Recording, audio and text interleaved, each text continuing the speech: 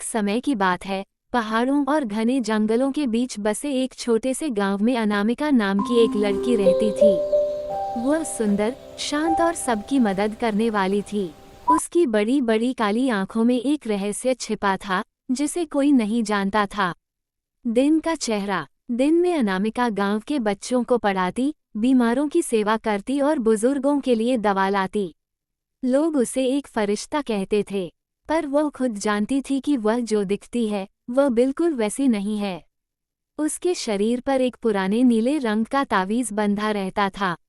वो कभी उसे हटाती नहीं थी, क्योंकि उसी में उसकी सच्चाई कैद थी।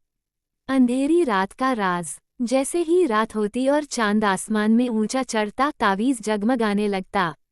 और फिर अनामिका के दांत लंबी नुकीली शक्ल में बदल जाते, बाल बिखर जाते, आंखें लाल आग की तरह चमकने लगती और वह एक भयानक चुड़ैल में बदल जाती।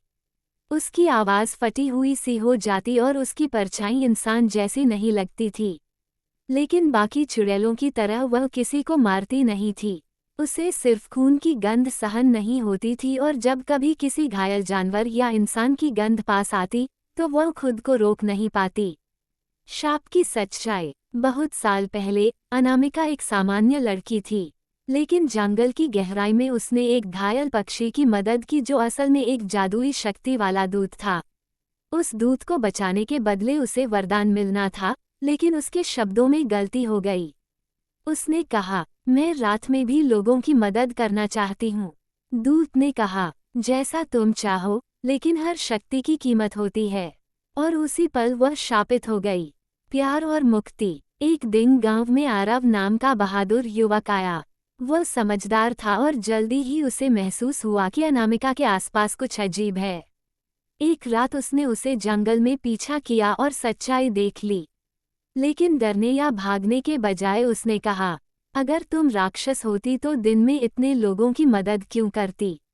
उन शब्दों ने अनामिका को रुला दिया, शायद पहली बार, इंसानी रूप में भी और दैत्य रूप में भी। आरव ने कई महीनों तक पुराने ग्रंथों में खोज की और आखिर उसने एक रास्ता ढूंढा।